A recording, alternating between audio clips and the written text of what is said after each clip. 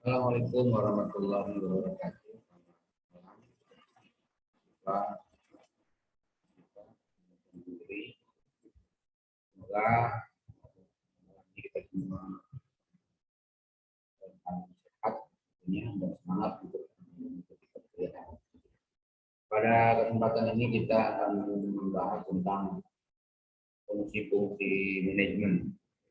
Setelah pada pertemuan sebelumnya kita sudah membahas tentang fungsi perencanaan. Kita ketahui bahwa fungsi manajemen terdiri dari planning, organizing, evaluating, controlling, kemudian juga ada budgeting, staffing, ada investing dan lain-lain. Kita akan membahas 4 fungsi manajemen yaitu planning, organizing, evaluating, dan controlling. Nah, pada kesempatan siang hari ini atau malam hari ini kita akan membahas tentang fungsi organizing atau pengorganisasian.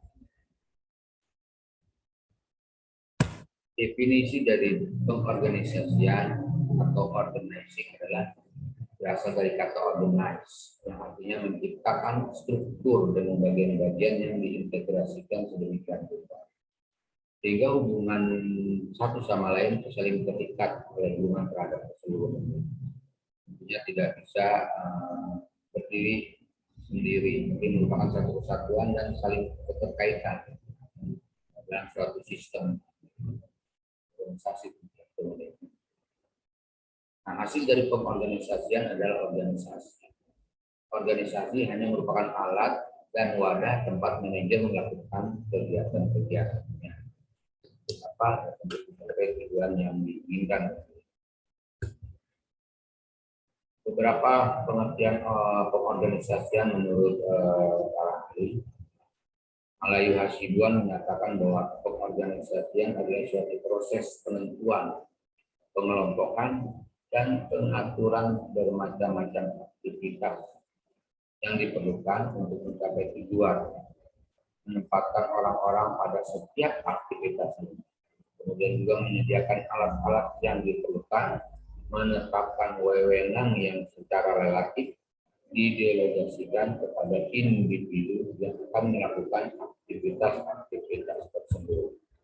Kemudian menurut Guattari bahwa pengorganisasian adalah tindakan mengusahakan hubungan-hubungan kelakuan yang efektif antara orang-orang sehingga mereka dapat bekerja sama secara efisien dan dengan demikian memperoleh kepuasan pribadi dalam hal melaksanakan tugas-tugas tertentu dalam kondisi lingkungan tertentu guna mencapai tujuan atau sasaran. Nah, ketika kita bicara tentang pengorganisasian, tentu juga kita bicara mengenai organisasi. Apa itu organisasi? Menurut Philip Smith bahwa organisasi adalah suatu sistem yang dinamis, yang selalu berubah dan menyesuaikan diri dengan tekanan internal dan eksternal, dan selalu dalam proses evolusi yang kontinu. Jadi secara terus-menerus berkesinambungan dalam kegiatan-kegiatan. Kemudian menurut Malayu Hasibuan bahwa organisasi adalah suatu sistem perserikatan formal, berstruktur dan terkoordinasi dari sekelompok orang yang bekerja sama mencapai tujuan tertentu. Di organisasi hanya merupakan alat dan wadah saja. Tentu organisasi adalah suatu perkumpulan yang memang secara formal dibentuk dengan segala aturan-aturan yang mengikat tentunya bagi para anggota daripada organisasi tersebut. Dalamnya juga ada struktur yang saling berkaitan. Kemudian aspek-aspek penting dan pengorganisasian serta organisasi. Pertama, ada tujuan yang ingin dicapai. Ketika seseorang atau sekelompok orang ingin atau membentuk suatu organisasi, tentu ya harus jelas tujuan apa yang ingin dicapai. Kemudian yang kedua, adanya sistem kerjasama yang struktur dari kelompok orang. Sehingga bahwa dalam organisasi harus jelas organisasi, siapa berbuat apa, kemudian dia tanggung jawab, hak dan lain-lain itu terangkum dalam struktur organisasi yang ada nanti. Dan itu bekerja secara sistem. Kemudian yang ketiga, adanya pembagian kerja, hubungan kerja antar sesama karyawan. Tentu pembagian kerja ini tak lain dan tak bukan adalah lembaga, bagaimana pekerjaan tersebut bisa didelegasikan pada pembagian tanggung jawab, sehingga semua elemen yang ada dalam organisasi tersebut bisa saling bekerja sama. Kemudian adanya penetapan dan pengelompokan pekerjaan yang terintegrasi.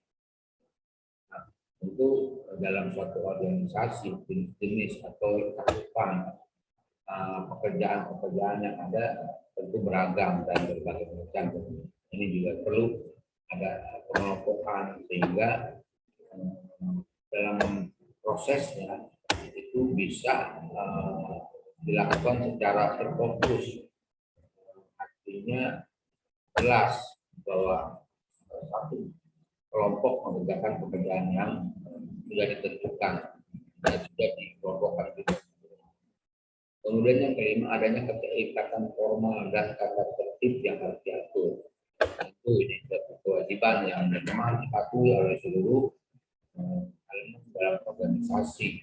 Yang ini mengikat kepada siapapun, harus mematuhi tata tertib yang telah dibuat dan disepakati, sehingga akan mengoptimalkan jalannya roda organisasi tersebut.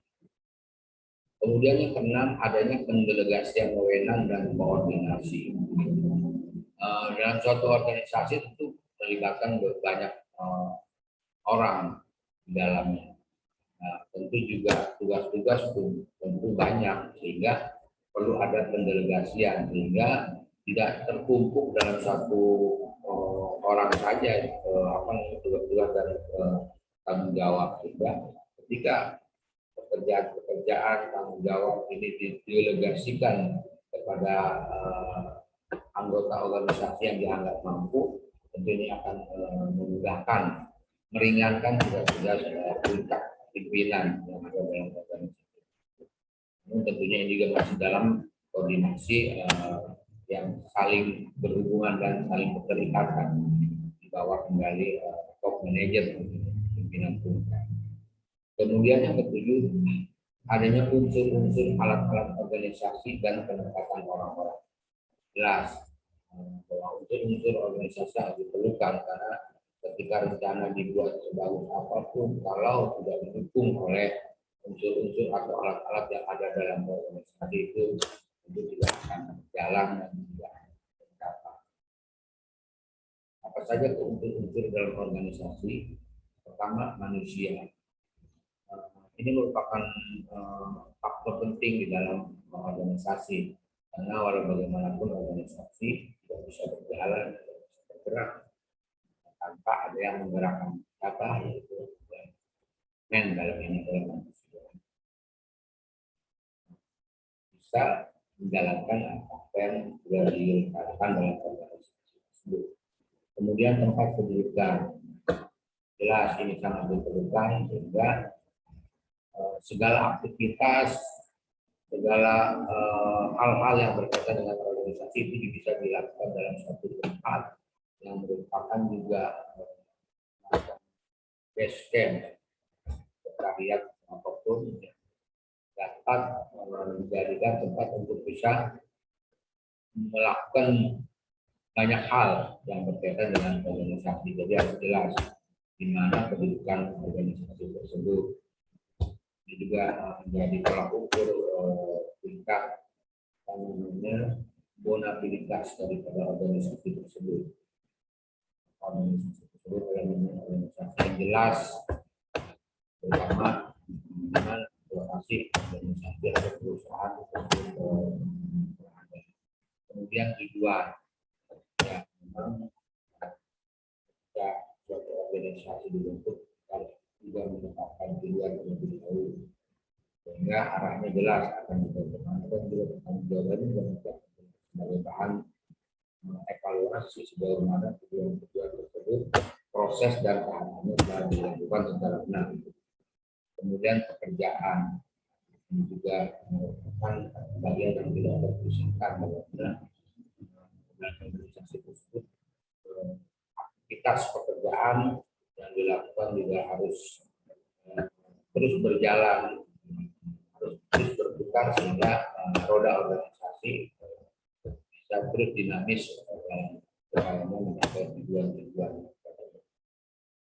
Kemudian adanya struktur organisasi ini sangat diperlukan sehingga jelas fungsi, kewenangan, tanggung jawab dari setiap elemen yang ada dalam organisasi tersebut. Struktur ini juga tentu merupakan satu bagian, satu sistem yang saling mendukung. Jika satu bagian tidak menjalankan fungsinya secara maksimal, tentu juga akan mengganggu dalam roda organisasi. Kemudian teknologi ini sudah menjadi hal yang tidak bisa dielakkan, apalagi zaman serba canggih seperti ini. Tentu bantuan teknologi sangat diperlukan dalam mendukung operasional dari organisasi tersebut, terutama teknologi yang terkait dengan teknologi informasi. Sehingga itu tidak dijalankan akan sangat membantu dalam jalannya roda organisasi.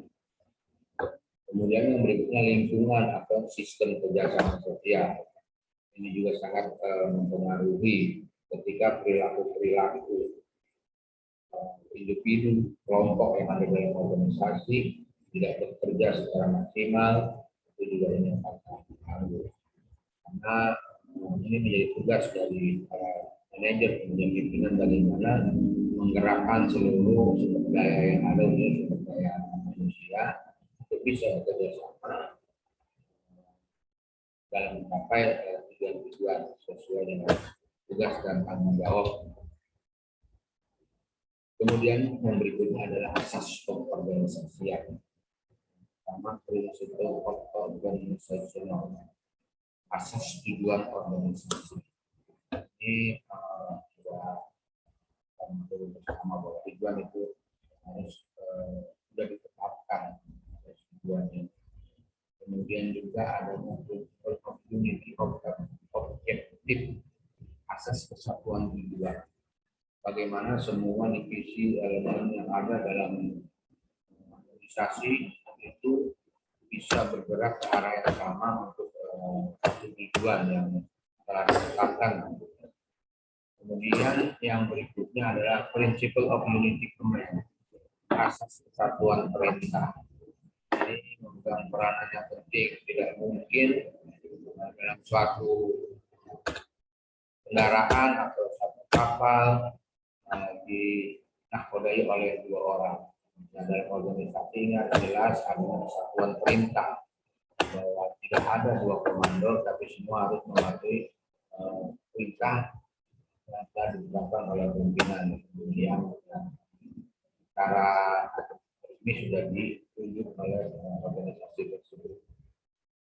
Kemudian principle of span of management, asas rentang kendali, berarti bagaimana tingkatan-tingkatan di dalam organisasi itu juga tidak boleh terlewatkan, itu harus dilalui sehingga apapun aktivitas yang dilakukan organisasi itu bisa terkontrol, terawasi dengan baik oleh pimpinan dari level atas sampai ke level bawah. Kemudian principle of delegation of authority, asas pendelegasian mereka. Hebat apapun seorang manajer, pimpinan tentu tidak bisa menjalankan tugasnya, menjawabnya secara individu, secara sendiri. Itu perlu dilakukan pembagian tugas, termasuk juga di dalamnya pendelegasian kewenangan sesuai dengan bagian kerja yang ditentukan, sehingga ketika pimpinan akan melakukan pengawasan kontrol juga jelas kepada siapa dia harus meminta jawaban atau pertanggungjawaban. Yang berikutnya principle of parity of authority and responsibility, asas keseimbangan wewenang dan tanggung jawab. Ini satu hal yang saling tidak bisa terpisahkan, karena ketika seseorang diberikan kewenangan tentu juga ada tanggung jawab yang harus dijalankan oleh anggota dalam organisasi tersebut. Kemudian yang berikutnya principle of responsibility, asas tanggung jawab, juga sebagai alat kontrol dari manajer atau pimpinan dalam mengendalikan bawahannya untuk kita diberikan suatu tugas untuk tanggung jawabkan. Itulah menilai sejauh mana profesionalitas dari orang-orang yang ada dalam organisasi. Kemudian yang berikutnya principle of departmentation atau principle of deviation of work, asas pembagian kerja. Ini nanti bisa tergambar di dalam tugas-tugas pokok dan fungsi dari masing-masing divisi, dari masing-masing jabatan. Jelas tentu tidak ada overlapping dalam pelaksanaan tugas yang sudah jelas pembagian kerja. Kemudian yang berikutnya principle of personal placement, asas penempatan personal ini sangat penting. Bagaimana seorang pimpinan bisa menempatkan seseorang sesuai dengan kapasitas dan kapabilitas, menempatkan orang sesuai dengan keahliannya. Karena ketika seorang pemilik salah menempatkan orang itu akan membawa dampak negatif bagi organisasi. Kemudian principle of scalar change, asas jenjang berangkat. Supaya bagaimana organisasi tersebut bisa berjalan di track yang benar, di jalur yang benar, ketika jenjang ini bisa dilalui, tidak diloncat atau tidak dilewatkan.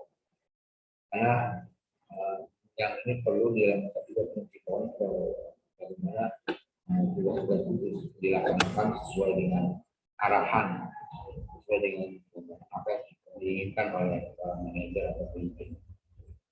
Kemudian principle of efficiency yang berletak bagaimana pekerjaan-pekerjaan itu bisa dilaksanakan secara efisien sehingga mencapai tujuan.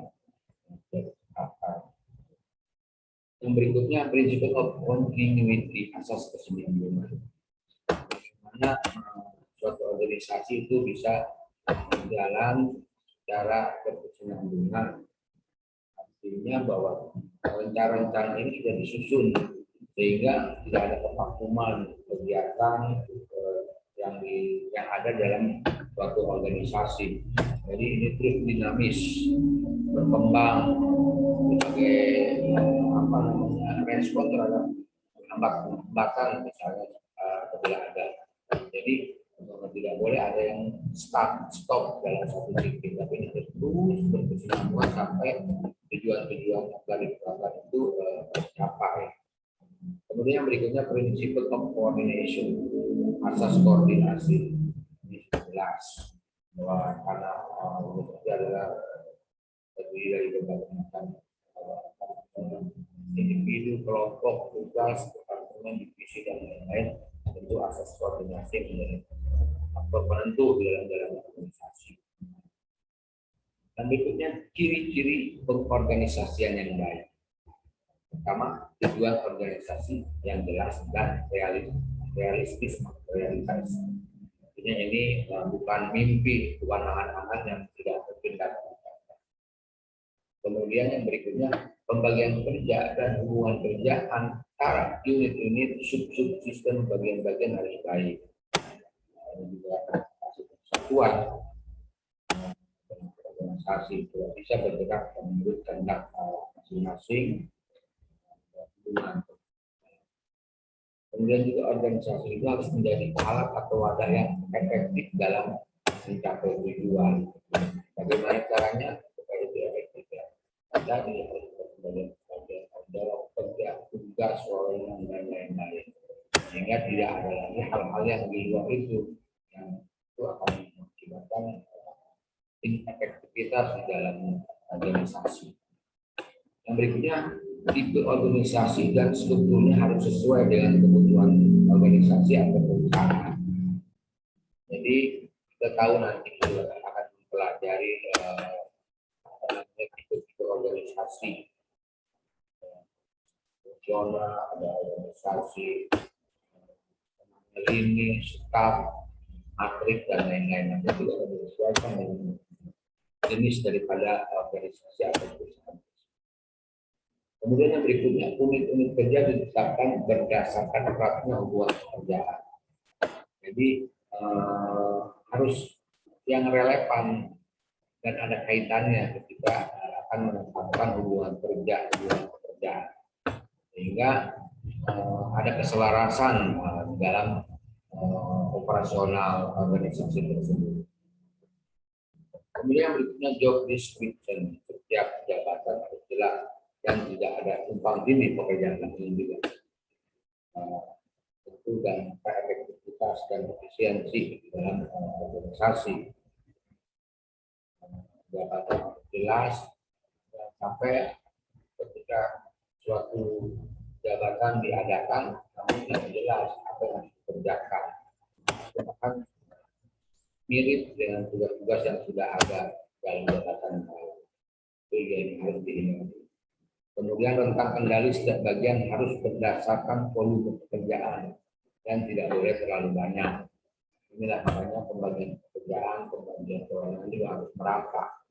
Tidak ada lagi satu divisi, satu bagian memiliki volume pekerjaan yang tinggi, sedangkan di tempat lain tidak banyak yang dilakukan atau yang dikerjakan. Yang berikutnya, sumber perintah dan tanggung jawab harus jelas melalui jarak yang terpendek. Jadi ini juga bagian daripada pembagian kewenangan harus jelas yang memberi perintah, harus jelas siapa yang harus bertanggung jawab, dan itu tidak perlu harus berputar-putar, tapi ketika dilakukan dengan tepat bisa dilakukan. Kemudian berikutnya, jenis wewenang yang dimiliki setiap pejabat adalah tentu ini nanti disesuaikan dengan tugas pokok dan juga mungkin organisasinya, baik organisasi pemerintahan itu sudah jelas sebenarnya pembagiannya, karena memang itu sudah diatur dengan peraturan-peraturan yang dibuat oleh pemerintah. Kemudian tidak ada mismanagement penempatan karyawan. Ini juga terkait dengan rekrutmen, bagaimana menempatkan orang yang tepat dalam satu posisi, bukan lagi berdasarkan like and dislike atau apalagi kerabatan. Itu harus profesional sesuai dengan kemampuan dan background dari karyawan. Kemudian yang berikutnya, hubungan antar bagian dengan bagian yang lainnya jelas dan serasi. Karena organisasi adalah merupakan satu lingkaran, satu kesatuan dalam mengelola berbagai macam kelompok, personal, jenis-jenis kerjaan dan lain-lain. Jadi semua harus saling berhubungan dan harus jelas, keserasi tentunya. Ketika tidak ada keserasian di dalam elemen yang ada dalam organisasi, tentu akan jalannya roda organisasi. Kemudian yang berikutnya, pendelegasian wewenang harus berdasarkan job description. Jadi tadi kan di depan sudah ditetapkan pembagian tugas, ini harus dilaksanakan sesuai dengan wewenang. Kemudian yang berikutnya, diferensiasi, koordinasi, integrasi, dan sinkronisasi yang baik. Ini merupakan satu kesatuan. Bisa hanya dilaksanakan beberapa aspek saja, tapi harus dilakukan sebagai kesatuan dan harus dilakukan secara baik. Kemudian berikutnya, organisasi harus luas dan fleksibel. Nah, ini juga karena memang yang dikelola itu tidak hanya benda mati, tapi juga benda hidup seperti manusia, dan tentu memiliki latar belakang yang berbeda. Kemudian juga masalah-masalah yang timbul yang kadang-kadang tidak diprediksi itu bisa terjadi. Itu juga organisasi bisa menyesuaikan dengan kondisi-kondisi yang ada dan masa-masa yang akan datang. Kemudian organisasi harus mempunyai ADAR. Ini juga ADAR akan mengikat seluruh elemen yang ada dalam organisasi. Nah, ADAR itu merupakan kesepakatan dari para orang yang ada dalam organisasi. Nah, apa sih fungsi pengorganisasian?